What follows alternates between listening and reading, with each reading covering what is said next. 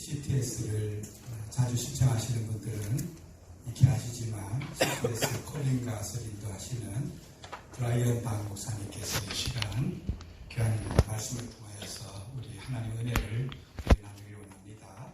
오직 예수라는 귀한 제목으로 말씀 전할 때 큰 은혜 되는 시간 되길 바랍니다. 아멘.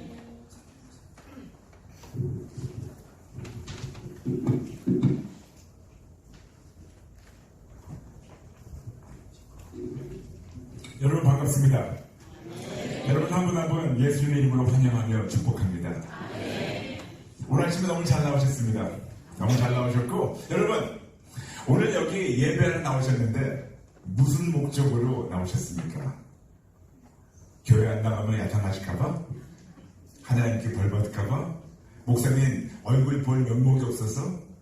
물론 여러 가지 이유가 있겠지만 여러분 오늘 우리가 궁극적으로 예배 드려오는 목적을 다시 한번 여러분에게 말씀드리겠습니다. 예배의 목적은 하나님과의 만남이 이루어지는 시간입니다. 예배를 아무리 드려도 하나님을 만나지 못한다면 그건 어떤 종교적인 의식에 끝나지만 우리가 짧은 시간이라도 그 시간을 통해서 예배의 주인공 대신 예배의 주님이신 예수님과 뜨거운 인격적인 만남이 이루어지면 그때는 성공적인 예배자를 우리가 우뚝 세워지게 됩니다. 그러므로 우리가 오늘 그런 마음으로 우리가 여기 왜 왔다는 것을 우리 하나님께 먼저 고백할까요? 여러분 잠시 가슴에 손을 얹어주세요. 위에 계신 우리 학생들도 같이 가슴에 손을 얹고 받겠습니다. 네, 손 얹어주시고 여러분 저와 함께 크게 함께 이렇게 고백하겠습니다. 따라해 주시면 감사하겠습니다. 하나님, 저의 마음을 활짝 열었습니다. 저 만나주세요. 하나님, 저의 마음을 활짝 열었습니다. 저 살려주세요. 하나님, 저의 마음을 활짝 열었습니다. 저의 죄를 책망해 주세요. 하나님, 저의 마음을 활짝 열었습니다. 저의 가슴판에 하나님의 말씀을 새겨주시고 하나님의 뜻대로 살게 도와주세요. 하나님, 우리나라 우리 민족 살려주세요. 모두가 다 회개하고 예수님께 생명을 바치고 예수님만을 위해 살게 도와주세요. 지금 이 시간 이 자리에서 저를 만나주시고 살려주시고 찔러주시고 예수님만을 위해 살게 도와주세요. 예수님의 이름으로 기도합니다. 아멘. 하나님은 살아계십니다. 네, 우리 하나님의 사랑 군동에 있는 말씀 다시 한번 같이 볼까요? 오늘 본문 말씀 사도행전 17장 28절 말씀 되겠습니다. 잘 들으십니까 여러분? 괜찮으세요? 네. 사도행전 17장 28절 내 앞에 지금 나와 있군요. 여러분 저와 함께 우리가 두 번 합독하도록 하겠습니다. 시작. 우리가 그를 힘입어 살며 기도하며 존재하느니라. 너희 시인 중 어떤 사람들의 말과 같이 우리가 그의 소생이라 하니. 아멘. 한 번 더 읽겠습니다. 시작. 우리가 그를 힘입어 살며 기도하며 존재하느니라. 너희 시인 중 어떤 사람들의 말과 같이 우리가 그의 소생이라 하니. 아멘. 오늘 아침에 여러분께 전할 하나님의 말씀 제목은 오직 예수. 여러분 우리가 오직 예수님으로 승리해야 됩니다. 그래서 오늘 이 아침 예배 다시 한번 예수님을 뜨겁게 만나는 귀한 시간 되길 바랍니다. 여러분 예수님 믿으시죠? 믿으시죠? 그렇다면 여러분의 믿음을 이 세계에 있는 모든 피조물들에게 선포할 수 있는 기회를 드리겠습니다. 여러분 저를 따라서 목소리를 마음껏 높여서 이 세계에 있는 모든 피조물들에게 선포해 주시면 감사하겠습니다. 목소리 마음껏 높여주세요. 첫 번째, 하나님만 좋으십니다. 네, 목소리 마음껏 높여주세요. 여러분 지금보다 여러분 목소리 더 큰 거 알고 있어요. 특히 많은 남편들은 알고 있어요. 아내들 목소리가 지금보다 10배는 큰 거 알고 있어요. 그러니까 아멘이죠? 네, 맞아요. 네, 괜히 오늘 내수 떨지 말고 편하게 항상 평소 하는 대로 목소리를 마음껏 높여서 같이 선포해 주세요. 다시 한번 첫 번째, 하나님만 좋으십니다. 하나님만 좋으십니다.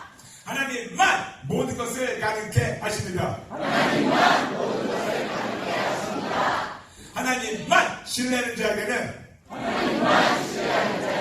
하나님이 모든 것을 가능케 하십니다. 하나님이 모든 것을 가능케 하십니다. 아멘, 아멘. 좋은 시간을 되셨습니다.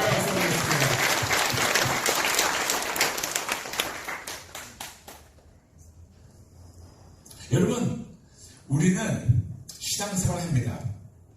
근데 신앙생활의 목적이 무엇이라는 것을 정확히 알아야 됩니다. 우리 많은 경우 신앙생활 합니다. 그리고 교회를 다니면서 우리의 목적을 물어본다면 우왕좌왕해요. 어떤 분들은 자녀가 잘 되게, 어떤 분들은 사업이 잘 되게, 어떤 분들은 이런 거, 저런 거, 그리고 어떤 분들은 이렇게 얘기합니다. 만사형통되도록. 또 어떤 분들은 신앙생활 하면서 무병장수, 병이 없이 오랫동안 살도록. 우리가 그런 식으로 우리가 신앙생활을 하는 목적을 얘기할 때가 있습니다. 근데 여러분, 신앙생활의 목적이 만사형통이 아니고, 신앙생활의 목적이 무병장수가 아니고, 그리고 같은 네 글자지만 신앙생활의 목적은 오직 예수가 되어야 됩니다. 오직 예수. 그때 여러분 그러실 거예요. 아니 그렇다면 만사형통 바라는 것이 잘못된 건가? 아니에요. 아닙니다. 그렇지만 순서만 바꿔주세요. 우리가 교회를 다니면서 신앙생활 하면서 만사형통만 바라지 말고 먼저 오직 예수를 찾아보세요. 그러면 오직 예수님을 말미암아 만사가 형통이 됩니다. 다시 말씀드릴게요. 만사형통은 벌이라는 것이 아닙니다. 그런데 우리가 우선순위가 필요합니다. 우선순위는 먼저 오직 예수를 붙잡을 때 그분으로 말미암아 이 모든 만사가 형통이 되는 겁니다. 오직 예수를 붙잡을 때 만병통치가 되는 겁니다. 오직 예수를 먼저 붙잡을 때 그분으로 말미암아 무병장수할 수 있고, 오직 예수를 붙잡을 때 무병장수하고 만사형통을 살다가 천국 들어가서 영생을 누리게 될 수 있는 겁니다. 아멘. 근데 그것은 제 말씀이 아니고 예수님이 직접 하신 말씀입니다. 마태복음 6장 33절, 먼저 그의 나라와 그 의를 구하라. 그럼 이 모든 것을 너에게 더하신다고 약속하고 있습니다. 그러므로 여러분, 우리의 신앙 목적이 오직 예수가 돼야 돼요. 아멘. 아멘. 그런데 이거는 제가 요것만 가지고 마태복음 6장 33절만 가지고 여러분 오직 예수를 붙잡으라는 게 좀 어떻게 보면 무리가 있어요. 여러분 우리가 오늘 오직 예수님만이 모든 면에서 중심이 되어야 되고 그분만이 우리가 참 우리의 삶의 목적이 되어야 된다는 것을 먼저 여러분에게 성경을 통해서 증거하겠습니다. 첫 번째, 오직 예수님만이 인류 역사의 중심이십니다. 아멘. 네. 오직 예수님만이 인류 역사의 중심이십니다. 아멘. 여러분, 올해가 무슨 해입니까? 2019년이죠. 네. 여러분, 우리가 예수를 믿든 안 믿든, 불교 신자든 아니면 무슬림이든, 아니면 타중교든 아니면 무신론자든, 우리가 올해가 어떤 해입니까? 물어보는 순간 그들은 2019년입니다. 2020년입니다. 2010년입니다. 어떻게 얘기하는 순간, 아니면 언제 태어났습니까? 그러면 1900몇 년 태어났습니다. 얘기하는 순간 그들은 은연중에 벌써 예수님을 증거하는 겁니다. 왜 그런지 아세요? 2019년이라는 말이 무슨 말이냐면 예수님이 탄생하신 것을 기념하는 2019년째 되는 날입니다. 대매해입니다. 즉 2019년이라는 말은 예수님이 벌써 탄생하시고 우리에게 오셔가지고 하나님의 선물로 오신 것이 벌써 2019년이나 됐다는 것을 우리가 벌써 선포하는 겁니다. 예수님이 태어나기 전에 우리는 그거를 BC라고 해요. 영어로 Before Christ. 기원절이죠. 그리고 예수님이 태어난 그때부터 우리가 그걸 주후라고 합니다. 이거를 라틴어로 AD, 아니오 도미니, 즉 주님의 해라고 얘기합니다. 즉 무슨 말씀이냐면 우리가 은연중에 모든 사람 달력을 딱 펴놓고 언제 태어났습니까? 언제 결혼했습니까? 언제 뭐 했습니까? 물어보는 순간 그들이 연도수를 얘기하는 순간 벌써 바로 그들은 예수님을 증거하는 겁니다. 아멘? 아멘? 아멘? 이것만 보더라도 인류 역사 전체에 중심은 예수님이 계신다는 걸 알 수 있죠. 아멘. 두 번째, 예수님은 천지 만물의 중심으로 계십니다. 고린도서 1장 16절부터 17절 분명히 우리에게 증거하고 있습니다. 이 천지 만물이 예수님으로 말미암아 예수님을 위해서 창조됐고, 그리고 고린도서 1장 17절에서는 예수님이 이 모든 것을 붙들고 계시다고 원어 헬라어로 얘기하고 있습니다. 한국 성경에는 그렇게 정확하게 얘기는 하고 있지 않지만 원어 헬라어를 보게 된다면 예수님이 모든 것을 창조하신 창조주 하나님이시며, 그분이 이 모든 것을 당신을 위해 창조하셨었고, 더 나아가서 이 모든 것을 그분이 꽉 잡고 계신다고, 그분이 통치하고 계신다고 우리에게 말씀하고 있습니다. 아멘. 맞아요. 천지 만물의 중심이 바로 오직 예수예요. 그래서 말씀드린 겁니다. 그분이 천지 만물의 중심이시고 천지 만물을 통치하시기 때문에 우리가 먼저 오직 예수를 붙잡으면 그분으로 말미암아 만사 형통이 될 수 있는 이유가 뭐냐면 그분이 이 모든 걸 다 잡고 계시기 때문에. 아멘. 그러므로 첫 번째, 예수님은 인류 역사의 중심이십니다. 아멘. 두 번째, 오직 예수님이 천지 만물의 중심이십니다. 아멘. 세 번째, 오직 예수님이 성경의 중심이십니다. 아멘. 성경 여러분 몇 권인 줄 아시죠? 성경은 크게 두 개로 나눠져 있습니다. 구약과 신약.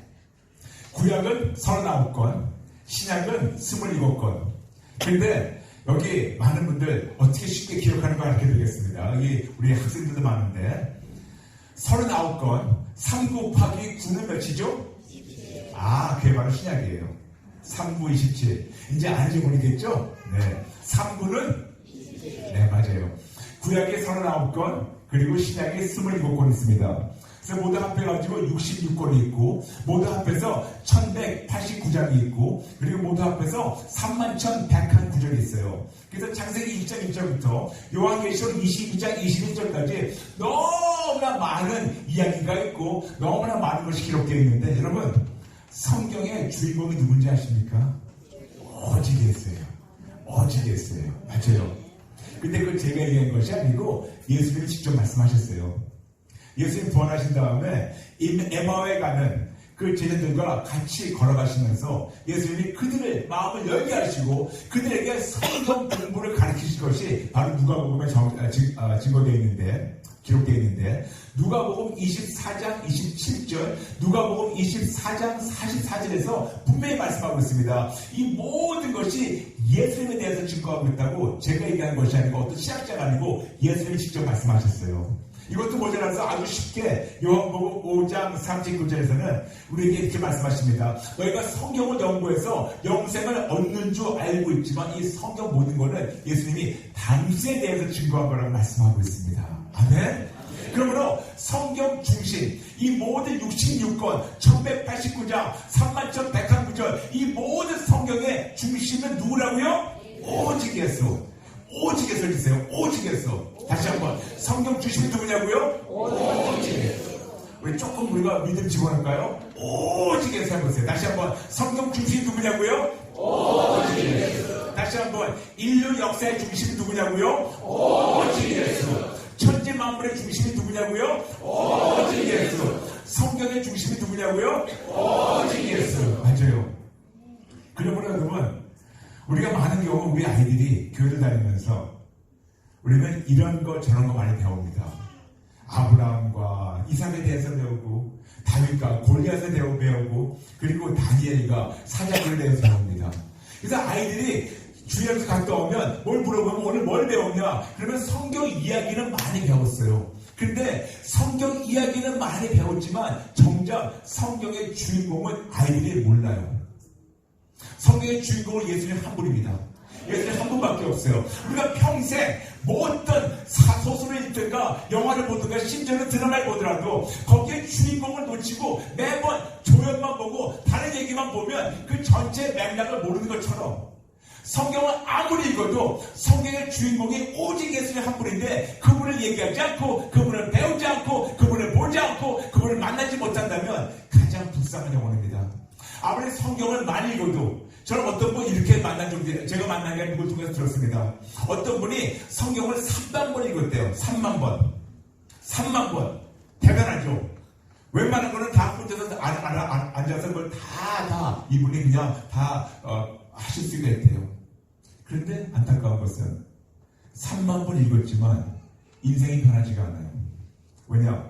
성경을 지식으로 말했지 성경이신 말씀이신 예수님을 만나지 못했기 때문에.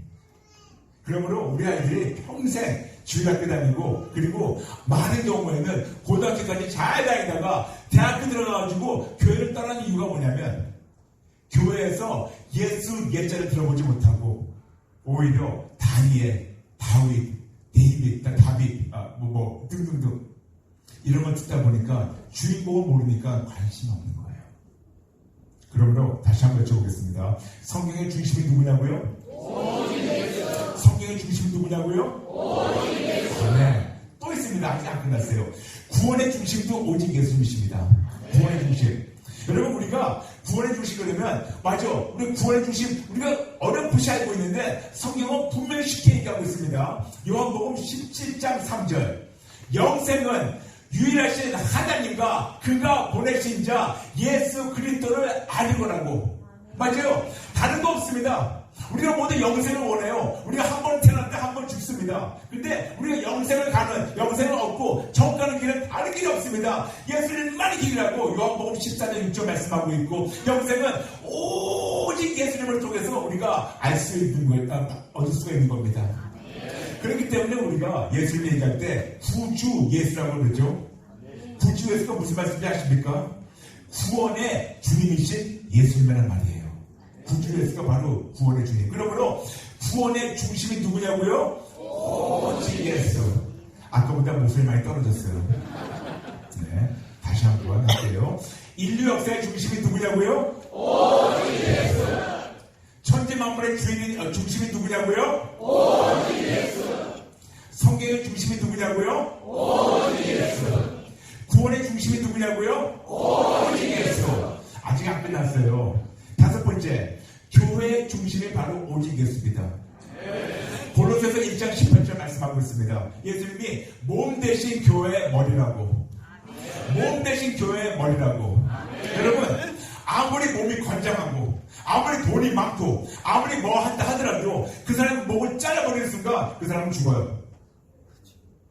아무리 사회적 지위가 있고 아무리 권력이 있고 아무리 돈이 떵떵하는 그런 진짜 이 세계의 가장 큰 부자라 하더라도 그 사람 목을 잘라버리는 순간 그 사람은 완전히 죽은 시체입니다. 마찬가지예요. 교회 머리가 예수님이신데 그 예수님을 바라보지 않는 교회는 죽은 교회예요. 교회 머리가 예수님 한 분인데 교회 머리에 예수님보다 다른 것이 머리 위로 올라갔다면 그 교회는 죽은 교회입니다. 어떤 교단이나 어떤 교리나 어떤 당회나 어떤 목사나 어떤 것이 예수님 외에 어떤 것이 교회 위로 올라가는 순간 그 교회는 죽은 교회가 쓸데없는 교회입니다. 그러므로 교회의 중심은 누구냐고요? 오직 예수. 여섯 번째 있습니다. 우리 신앙의 중심도 오직 예수입니다. 오직 예수. 여러분 다시 말씀드리지만 우리 신앙의 목적이 무엇이라고요? 오직 예수. 우리 신앙의 목적이 무엇이라고요? 오직 예수. 그런데 우리 신앙의 목적에 대해서 우리에게 분명히 쉽게 말씀하신 것이 갈라디아서 4장 19절. 우리 안에 예수님의 형상이 이루어지는 겁니다. 그래서 로마서 8장 29절 말씀대로 우리가 예수님을 닮아가는 겁니다. 그래서 예수님을 닮아가는 것이 그래서 우리의 삶으로 예수님을 증거하는 것이 우리의 신앙의 목적이에요. 아멘? 그러므로 신앙의 중심이 누구냐고요? 오직 예수. 오직 예수. 그리고 마지막 일곱 번째. 이거 하려면 완전수로 끝내야죠. 일곱 번째. 우리의 존재의 목적도 오직 예수입니다. 우리가 존재하는 이유도 바로 오직 예수예요. 근데 이것은 역시 내 말이 아니고 하나님의 말씀입니다. 사도행전 17장 28절 오늘 같이 읽었죠. 우리가 그를 힘입어 예수님으로 말미암아 그분의 능력으로 그분 안에서 그분의 도움으로 그분으로 말미암아 우리가 살고 기도하고 존재한다고 오늘 우리 같이 읽었습니다. 우리가 살아가는 이유도 살아가는 원동력도, 살아가는 힘도, 매 순간 우리가 숨 쉴 수 있는 것도 오직 예수님을 말미암아 우리가 숨쉬고 살아가는 겁니다. 여러분, 이것만 보더라도 우리의 존재의 목적과 우리의 삶의 목적과 우리의 신앙의 목적과 우리의 교회의 목적과 성경 읽는 목적과 구원의 목적과 모든 것이 오직 예수님이 되어야 됩니다. 아멘. 다시 한번 1부까지 여러분에게 다시 말씀드리겠습니다.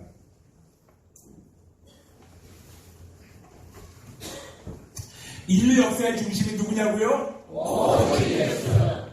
천지 만물의 중심이 누구냐고요? 오직 예수. 성경의 중심이 누구냐고요? 오직 예수. 구원의 중심이 누구냐고요? 오직 예수. 교회의 중심이 누구냐고요? 오직 예수. 신앙의 중심이 누구냐고요? 오직 예수. 그리고 내 삶의 존재의 중심이 누구냐고요?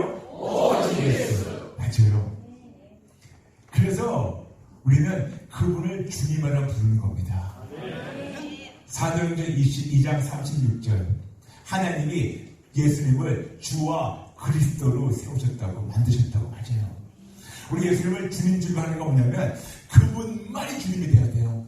여러분, 우리 인생에 예수님 외에 다른 걸 더 우리 집중하게 되고 예수님보다 우리 삶에 더 많은 비중을 가지고 있는 것이 있으면 우리는 그때부터 완전히 신앙인도 아니고 우리는 하나님께 반역하는 자고 오히려 가늠하는 자들입니다. 그러므로 우리는 아주 간단해요. 예수님을 주님 부르지만 진짜 예수님만 위해 사는 것이 우리의 신앙의 목적이 되어야 됩니다. 아멘. 아멘. 근데 여기에 놀라운 반전이 있어요. 우리가 예수님만을 우리의 주님으로 올려드리고 예수님만을 위해 살잖아요. 그러면 놀랍게 예수님이 우리의 인생을 책임지세요. 진짜입니다. 여러분, 저를 따라해 주실래요? 따라해 주세요. 예수님이 나의 전부가 되시면 예수님이 나의 전부를 책임지신다. 예수님이 나의 전부가 되시면 예수님이 나의 전부를 책임지신다. 다시 한번, 예수님이 나의 전부가 되시면 예수님이 나의 전부를 책임지신다. 아멘. 근데 저는요, 오늘 여기 결론까지 나오기 때까지 저는 저만 위해 살았었어요. 저는 예수님 위해서 살지 않았던 사람이었습니다. 아주 짧게 저에 대해서 잠시 간증을 할게요. 저는 대한민국에서 불교 믿는 집안에 태어났습니다. 근데 우리 집안은 불교만이 아니고 온갖 혼합신앙을 다 짬뽕해가지고 무속신앙도 있고 이것도 있고 저것도 있고 1년에 제사, 고사, 굿 같은 거를 너무나 수없이 하는 그런 집안이었었고 집 전체를 보게 되면 여기저기에 그냥 부적이 더덕더덕 붙여있는 집이었습니다. 아마 예수 믿는 가정에서 태어난 분들은 제 말씀이 무슨 말인지 모르겠 거예요. 근데 감사하죠. 모르는 게. 근데 저는 그런 집에서 태어났어요. 그리고 저희 집은 6남매였습니다. 제 아버지 어머니는 함경북도에 두 분 다 전쟁 전에 내려오셔가지고 굉장히 고생을 많이 하셔가지고 6남매를 열심히 키우셨어요. 그리고 제가 6남매 막내입니다. 근데 어릴 때부터 많은 분들이 저한테 물어봅니다. 너는 커서 뭐가 될래? 물어보죠. 우리 학생들, 지금부터 우리 학생들 얘기할게요. 네, 저 잠시 봐주세요. 네, 감사합니다. 네, 학생들한테 아주 도움되는 거니까 잠시 말씀드리겠습니다. 어릴 때부터 누가 물어봅니다. 식구들이나 형들이나 누나들이나. 너 커서 뭐가 될래? 그럼 저는 아주 쉽게 얘기했어요. 나는 커서 부자가 될래. 간단해요. 우리 집이 넉넉한 집이 아니었습니다. 그래서 그렇게 가난하지 않았지만 넉넉하지 못했기 때문에 저는 어릴 때부터 부자 되는 것이 저의 꿈이었어요. 근데 그냥 부자가 아니고 그냥 집 있는 것이 아니고 이 세계에서 가장 큰 부자가 되기 원했어요. 가장 큰 거부가 되기 원했습니다. 제가 자랄 때만 하더라도 한국에서 가장 큰 부자가 이병철 회장이었습니다. 지금 삼성의 회장님의 참시하신 분. 근데 저 그분 보면서 나는 그분보다 몇억 배 더 부자가 돼야지. 이것이 저의 생각이었습니다. 그래서 그런 마음을 가지고 미국에 중3 때 이민 가게 되었습니다. 그래서 미국 가가지고 돈을 벌려고 그때부터 제가 열심히 학교 다니면서 그 다음에 알바를 뛰기 시작했습니다. 미국 가서 중학교를 다니면서 고등학교를 다니면서 계속해서 저의 꿈은 딱 하나 있었어요. 공부를 열심히 해야지 돈을 벌 거니까 열심히 공부하면서 돈을 벌려고 일하면서 했습니다. 그런데 돈을 벌기 원해서 중학교 때부터 알바를 뛰기 시작했어요. 어찌나 어릴 때부터 제가 돈을 좋아했든지 학교 다니면서 알바를 뛰면서 돈을 먹기 시작했습니다. 중학교 때, 고등학교 때 열심히 공부하고 열심히 일하면서 드디어 제가 가고 싶은 대학교를 진학하게 되었습니다. 제가 그때 갔던 대학교가 이 세계 대학교 등수에서 10등 안에 들어가는 학교였었어요. 열심히 공부했죠. 열심히 공부해서 그 학교에 들어갔습니다. 학교 들어가서도 학비가 싸지는 않았어요. 등록금 싸지 않았지만 열심히 또 일해가지고 제 돈을 벌어가지고 제가 일해가지고 모든 거를 다 학비를 다 내고 그 다음에 4년 만에 졸업을 했습니다. 미국 가서부터 그냥 기억나는 거는 공부하고 일한 것밖에 없어요. 간단하게 공부하는 이유도 돈 벌려고, 그리고 일했던 이유도 돈 벌려고. 그래서 돈 해가지고 드디어 이제 명문대학을 나왔습니다. 나오니까 너무나 제가 고생하면서 대학교 나온 것이 기특하기도 하고 좀 자랑스럽기도 해가지고 제가 저한테 선물을 사줬어요. 제가 제일 좋아했던 것이 첫 번째는 돈이었었고 두 번째는 자동차였어요. 근데 제가 저한테 선물을 주기 원해서 제가 열심히 알바 뛰어가지고 모은 돈으로 저한테 대학 졸업 선물을 사줬는데 그 차가 BMW였어요. 얼마큼 일을 악물고 돈을 벌었는지 알겠죠. 얼마큼 모았는지 알겠죠. 돈을 안 쓴 거. 구두쇠였습니다. 근데 제가 그때 대학에서 공부했던 것이 법과였어요. 뭐냐? 제가 뭐 법에 대한 그런 법조인이 돼가지고 그런 정의를 내가 이루겠다. 그것이 아니었어요. 보니까 돈을 제일 많이 버는 게 변호사들이라고요. 변호사들 보니까 돈을 굉장히 많이 벌었었어요. 그리고 저는 대학교 다니면서 변호사 사무실 일하면서 그 돈 버는 거를 그 세계를 보게 되었어요. 제가 대학교 때 일했던 그 변호사 사무실이 세계에서 가장 큰 변호사 사무실이에요. 지금은 더 커졌지만 제가 일할 때만 하더라도 미국에서 변호사만 600명이 넘어요. 그런데 거기 보니까 한 30대 초중반 된 젊은 변호사들이 제가 살고 싶은 삶을 사는 거예요. 바닷가에 살면서 그리고 스포츠카, 오픈카, 뚜껑 열린 거 타고 다니면서 너무 예쁜 여자친구하고 다니는 거예요. 저거구나. 내가 그렇게 원하는 걸 저거구나. 드디어 미국 LA 쪽에 이게 진짜 바닷가에 멋있는데 바닷가에 있는 그 아름다운 저택에 멋있는 뚜껑 열린 차를 타고 예쁜 여자친구하고 다니는 이 변호사를 보면서 그래, 언젠가 내가 저 꿈을 이루리라. 근데 그때 보니까 벌써 옛날 얘기죠. 옛날 얘기인데 그때 그 변호사들이 1년에 버는 돈이 한 3억 정도를 버는 거예요. 저한테는 엄청난 금액이었습니다. 왜냐? 그때 집 한 채가 한국에서 집 한 채가 한 3천만 원 할 때예요. 아파트 하나가 한 3천만 원 할 때 그들은 1년에 한 3억 정도 버는 거예요.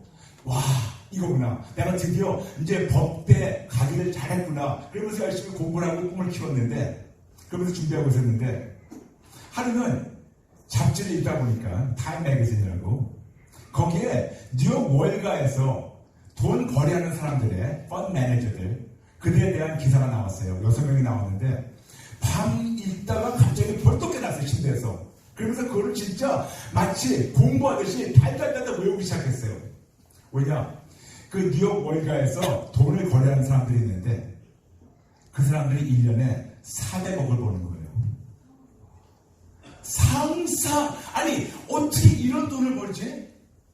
나는 그때까지 3억이면 세계에서 가장 큰 돈인 줄 알았는데 그 사람들이 1년에 300억, 350억, 400억을 버는 거예요. 어떤 사람은 500억을 버는 거예요. 아니 이런 돈이 어디 있었었나? 내가 왜 이런 걸 몰랐었었지? 그래서 그 다음날 밤에 일어나가지고 러스도 때려쳤어요. 법대 때려치고 그리고 바로 뉴욕 월가에 있는 증권회사를 문을 들기 시작했습니다.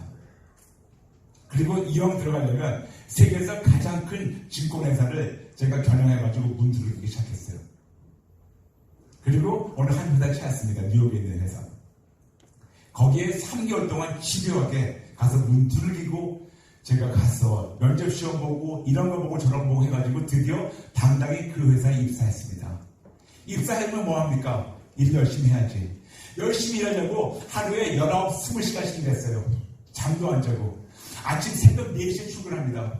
그리고 남들 다 퇴근하면 밤 12시에 집에 오고 그런 식으로 진짜 뒤도 안 보고 열심히 일했어요. 열심히 일하다 보니까 점점 실적이 올라가게 되고 실적이 올라가니까 회사에 돈을 많이 벌어주게 되고 많이 벌어주니까 다른 회사에서 저를 스카우트하려고 오기 시작했습니다. 그러니까 저희 회사에서 제가 다른 데로 이적할까봐 저에게 갑자기 덜컹 미국말로 황금 수갑이라고 그래요. 골든 행컵. 황금 수갑을 덜컥 채우는 게 뭐냐면 저한테 부사장직을 주더라고요. 그리고 말도 안 되는 그런 연봉을 주면서 더 말도 안 되는 보너스를 주기 시작했습니다. 그때 제 나이 26. 제가 26살에 세계에서 가장 큰 증권회사의 최연소 부사장이었습니다. 상상하지 못하는 돈을 벌기 시작했어요. 그리고 누리기 시작했습니다. 한국 나갔을 때는 영어 한마디도 못했던 머리 빡빡 같은 중학생 아이가 미국 간 지 10여 년 만에 세계에서 가장 큰 증권회사의 최연소 부사장으로 올라온 거. 저는 드디어 내가 미국 꿈을 달성한 거구나. 그런데 그것도 모자랐어요. 계속 일했습니다. 계속 돈을 벌려고. 그리고 계속 일하면 일할수록 돈이 너무 쉽게 벌리는 거예요. 그때 제가 항상 얘기했던 게 뭐냐면 건방지게 이 세계에서 가장 쉬운 것이 돈 버는 거라고. 저는 사람들이 돈 걱정하고 돈 고생하면 이해가 안 됐어요. 왜냐? 저는 제 충만에 살았기 때문에, 저는 제 중심적으로 살았기 때문에, 어떻게 하면 나만 위해 살았기 때문에, 열심히 일만 하면 돈 벌고, 열심히 공부하니까 되고, 열심히 뭘 하니까 되고, 그래가지고 사람들이 고생하는 것은 이해가 안 돼요. 전혀 이것이 공감이 안 돼요. 그리고 제 나름대로 내 충만함에, 내 교만에, 내 잘난 체에 하루를 살고 있었습니다. 제가 아까 제일 좋아했던 게 뭐라 그랬죠? 돈이라 그랬죠? 그 다음에 좋아했던 것이 자동차라 그랬죠? 드디어 돈이 있으니까 제가 사고 싶은 차들을 다 사기 시작했습니다. 요즘 젊은 청년들 포스터에 보게 되면 뭐 슈퍼카라고 그러잖아요. 네, 제가 20대 때 다 가져봤었어요. 다 가져보고 그리고 음주운전을 다 깨버리고 뭐 두려운 거 없어요. 깨버리면 나와서 또 하나 사면 되는 거예요. 그런 식으로 아무리 돈을 많이 써도 돈이 남아요. 아무리 돈을 많이 써도 제가 돈 쓰는 속도보다 돈 버는 속도가 더 빨라요. 아무리 이만큼을 써도 그날 하루에 출근하면서 조금만 일만 하면 제가 쓴 것보다 몇십 배를 더 버니까 사람이 이상하게 되기 시작했더라고요. 그러면서 그때 제 생각이 뭐냐면 드디어 나는 내가 원하는 걸 됐는데 그런데 생각보다 기쁨이 없는 거예요. 어떻게 하면 조금 더 기뻐질까? 조금 더 마음에 좀 풍성함이 있을까? 만족함이 있을까? 참 희한하게 요만큼도 부족함이 없었는데 만족함이 없어가지고 이 만족함을 어떻게 찾을까 해가지고 술을 더 많이 마시기 시작했습니다. 근데 술을 아무리 마셔도 해결이 안 되는 거예요. 제가 미국에 중3 때 가서 그때부터 술 마시기 시작했고 그때부터 담배 피기 시작했고 그리고 중3 때부터 제가 아주 나쁜 버릇이 있었습니다. 마약을 하기 시작했어요. 그래서 미국에서 중3 때부터 하던 술과 담배 그리고 마약을 엄청 많이 했어요. 근데 아무리 마약을 많이 해도 아무리 술을 많이 마셔도 제 안에 있는 공허함이 채워지지가 않아요. 아무리 돈을 많이 벌어도 채워지지가 않아요. 아무리 내가 자기 중심적으로 나를 위해서 나만 위해서 나의 자기 중심적으로 살아도 안 되는 것. 안 되는 것이 나중에는 우울증이 되더니 우울증이 이것이 더 발전돼가지고 나중에는 자살 증세가 와서 2번이나 자살 시도해봤어요. 여러분 참 역설적이죠? 특히 부모님들 말씀드리겠습니다. 아이들에게 명문대 가라, 명문대 가라, 명문대 가라. 여러분, 저 명문대 나왔어요. 대한민국에 있는 스카이대를 알고 있죠? 네, 이 스카이대 세계에 있는 모든 대학교 500등에 200등 미만이에요. 대학교, 그렇게 좋은 대학교 한국에서 스카이대가 최고지만 그 스카이대가 세계에 있는 대학교 500등 안에 200등 미만이에요. 근데 저는 잘난 체가 아닙니다. 제가 나온 학교는 10등 안에 들어가는 학교였었어요. 명문대 나갔어요. 공부 열심히 했어요. 그리고 열심히 살았어요. 그리고 대기업 들어갔어요. 열심히 일했습니다. 그래서 승진도 했어요. 돈도 많이 벌었어요. 저는 저희 부모님들이 가르쳐주신 그 가치관을 가지고 열심히 공부해서 명문대, 열심히 돼가지고 대기업, 열심히 돼가지고 승진하고, 열심히 돼가지고 돈을 많이 벌고, 열심히 돼가지고 세상에서 맛보지 못했던, 들어보지 못했던 출세와 성공을 이뤘습니다. 근데 결국 남은 건 뭐냐면 내 자기 중심으로 살다 보니까 남은 거는 알코올 중독과 그리고 마약 중독과 돈의 중독과 세상의 중독과 더 나가서 우울증과 자살 증세밖에 없었습니다. 이것이 저의 인생이었어요. 참 역설적이죠. 아무리 돈이 많아도 내 안에 있는 기쁨이 회복이 되지 않더라고요. 이것도 모자라서 저는 굉장히 몸이 많이 아팠어요. 열심히 일하고 공부하다 보니까 몸이 많이 망가져서 저는 16년 동안 허리 디스크와 협착증을 앓았었고 왼쪽 발뒤꿈치 이만한 암종양이 있어가지고 찔뚝찔뚝하고 다녔고 하도 술을 많이 마셔서 위가 다 버려서 음식을 먹지도 못하고 하도 담배하고 마약을 많이 펴서 호흡곤란에 와서 숨도 제대로 쉬지 못하고 그리고 몸 전체에 아주 조그만 안 좋은 음식 먹으면 금방 2배를 붓는 그런 피부병이 있었었고 너무 스트레스가 많아가지고 원형 탈모 때문에 머리가 다 빠지고 몸에 통증이 너무 많아가지고 하루에 아주 심한 진통제를 20알을 먹지 않으면 움직이지 못했어요. 이것이 저의 삶이었습니다. 여러분 몸이 아프니까 다 귀찮아져요. 몸이 아프니까 비싼 차가 보이지가 않아요. 몸이 아프니까 돈 쓰는 것도 귀찮아요. 아마 많은 분들 그럴 거예요. 나도 한번 거기 가보고 싶다. 돈 쓰는 게 귀찮아지고 싶다. 여러분 해보세요. 귀찮아요. 진짜 귀찮아요. 진짜 귀찮아요. 저희 제일 문제가 뭐였었냐면 저는 예수님을 몰랐습니다. 그리고 예수님 부인했어요. 그리고 예수 믿는 자들을 조롱했습니다.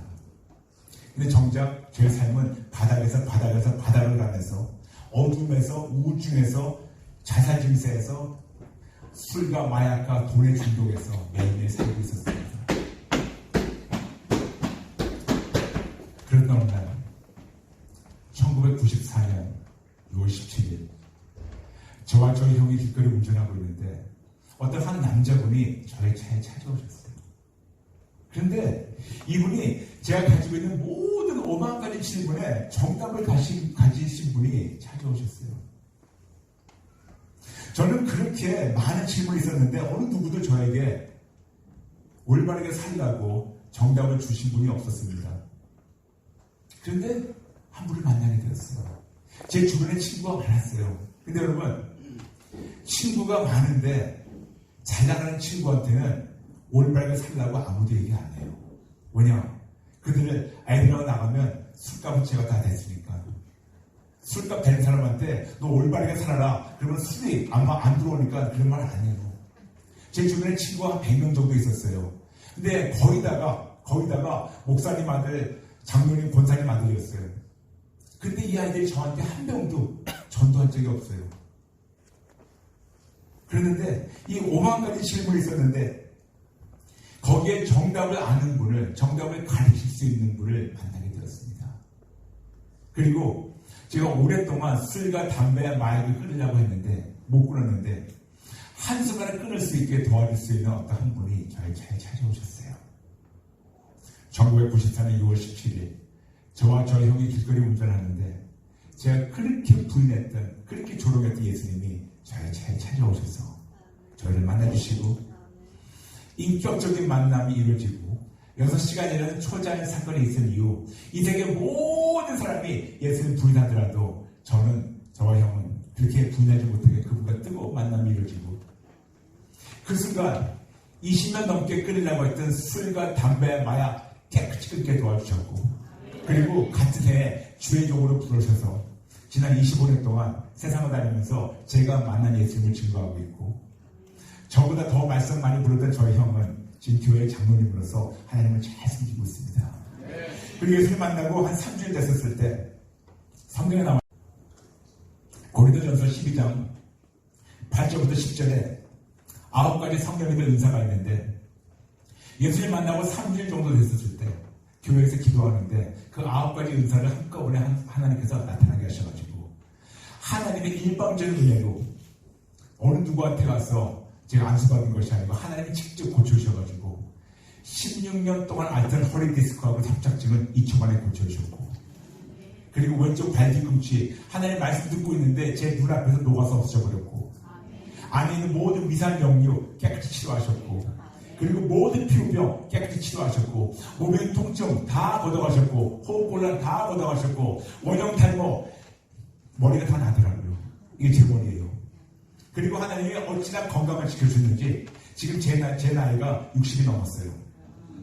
60 넘었는데 하나님의 일방적 은혜로 이렇게 건강하게 목숨을 걸고 뛰어다니면서 예수를 증거하고 있습니다.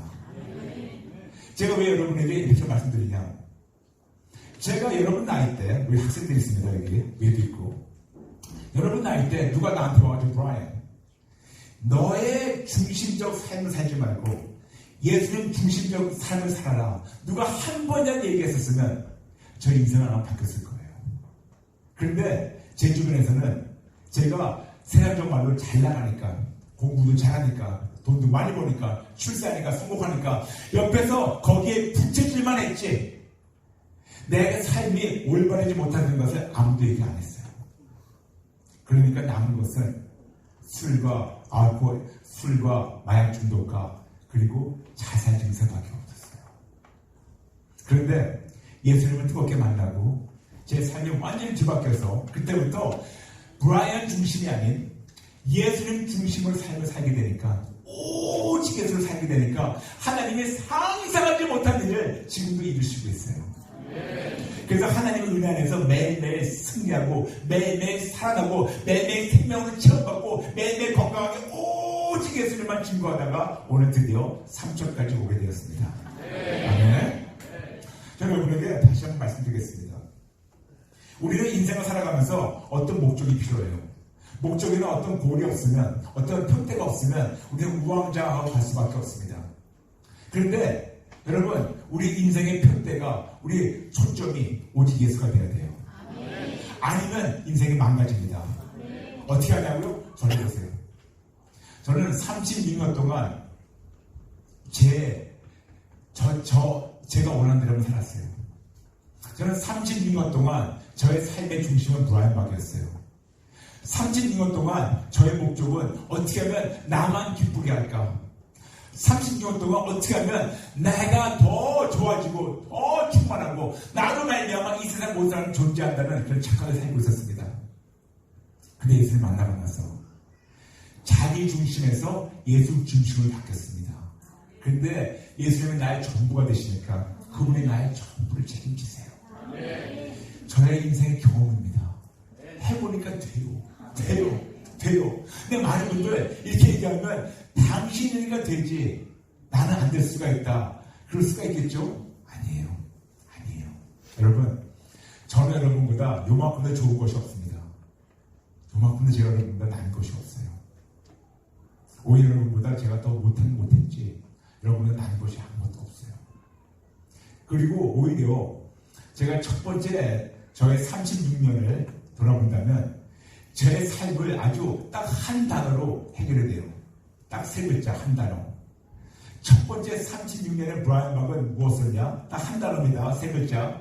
쓰레기. 저는 쓰레기였어요. 근데 명문대 나온 쓰레기였어요. 그래도 쓰레기예요. 돈이 많은 쓰레기였어요. 그래도 쓰레기예요. 비싼 차 타고 다니는 쓰레기였어요.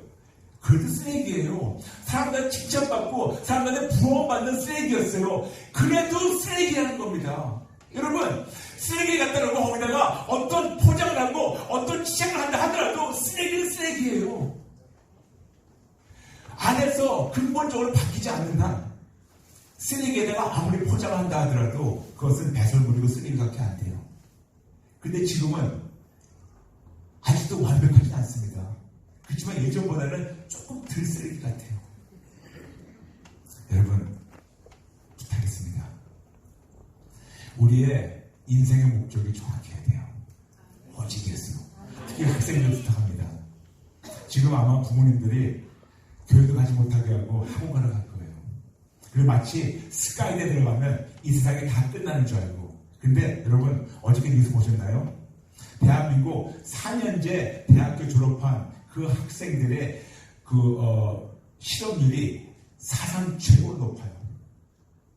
대학교 4년 다 들어갔어요? 졸업했어요? 자, 직업이 없어요. 직업이 없어요. 학교만 나오면 뭐합니까? 일할 데가 없는데. 저는 여러분 그렇다고 학교 가지 말라는 게 아니에요. 학교 가요. 공부하세요. 근데 학교 가고 공부하는 거 우선순위만 바꿔달라는 거죠. 먼저 취업 위주보다 오직 예수가 되게 되면 취업이 돼요. 먼저 학업 위주보다 오직 예수가 되면 예수님이 지혜를 주셔가지고 학업도 지배하게 하세요.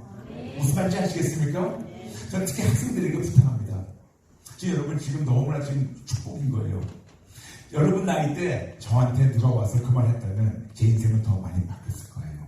근데 제 나이 때 어느 누구도 와서 예수님 위해 살라고 얘기 안 했어요. 그래서 부탁입니다. 이 할아버지가 잔소리를 하지 말고 할아버지가 인생 살아보니까 이거밖에 없다고 그냥 부탁하는 거니까 그냥 잔소리 듣지 말고 곱게 들어주면 고맙겠어요. 네. 여러분 오직 예수 위해 사세요. 그분이 여러분 삶을 책임지십니다.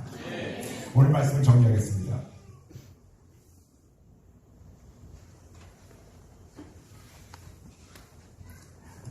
여러분에게 오직 예수라는 큰 타이틀을 걸고 시작했습니다. 오직 예수님만이 인류 역사의 중심이시며 오직 예수님만이 천지 만물의 중심이시며 오직 예수님만이 성경의 중심이시며 오직 예수님만이 구원의 중심이시며 오직 예수님만이 교회의 중심이시며 오직 예수님만이 우리 신앙의 중심이시며 오직 예수님만이 우리의 삶의 존재의 중심이 되셔야 됩니다. 그리고 그분만을 우리가 위해 살 때는 그분께 나의 모든 전부를 바치게 되면 그분이 나의 전부를 책임지십니다. 해보세요. 됩니다. 저는 그렇게 추구했던 것이 돈보다도 나중에 보니까 제가 행복함을 추구했었어요. 왜냐? 제 생각에는 돈이 많으면 행복할 줄 알고 근데 돈이 많았는데 행복하지 않았었어요. 그런데 지금은 제가 그렇게 깊은 데서부터 추구하던 행복이 오직 예수님으로만 이것이 이루어졌어요. 이 세계에 77억 인구가 있습니다. 근데 저는 이 77억 인구 중에서 제가 가장 행복한 사람이라는 걸 알고 있어요. 가장 행복해요. 가장 기쁘고 가장 만족한 사람이에요. 예수님만이 나의 만족이고 예수님만이 나의 기쁨이고 예수님만이 나의 진짜 모든 행복함을 주시는 분이십니다. 여러분이 오직 예수님 될 때 여러분이 상상하지 못하는 만족과 상상하지 못하는 기쁨과 상상하지 못하는 행복은 물론이지만 상상하지 못했던 이 모든 천지 만물을 다스리는 그런 축복과 그런 능력을 하나님이 여러분에게 부어주시고 나세요. 그러려면 예수님 돈 믿는 것이 아니고 예수님만 붙잡아야 돼요. 예수님 중심적 삶을 사시길 바랍니다. 잠시 눈을 감아주세요. 여러분 저와 함께 예수님께 우리의 생명을 바치는 제길 따르는 기도를 하겠습니다. 저를 따라 주시면 감사하겠습니다. 하나님 아버지 죄송합니다. 잘못했습니다. 예수님을 믿는다 하면서 예수 중심 삶 대신 내 중심 삶을 살아온 것을 인정하며 회개합니다. 죄송합니다. 잘못했습니다. 저를 용서해 주시고 오늘부터 예수님만을 위해 살게 도와주세요. 이 순간부터 영원토록 오직 예수님께 저희 생명을 바치고 저희 주님을 올려드리고 예수님만을 위해 살겠습니다. 성령님 제 안에 들어오셔서 이 순간부터 영원토록 예수님만을 믿고 예수님만을 따르고 예수님만을 순종하며 예수님 중심적 삶을 살게 도와주세요. 예수님이 나의 전부가 되시면 예수님이 나의 전부를 책임지시는 것을 체험하며 삶으로 그 예수님을 증거하게 도와주세요. 예수님의 이름으로 기도합니다. 아멘. 아멘. 잠시 기도드리겠습니다. 아버지 감사합니다.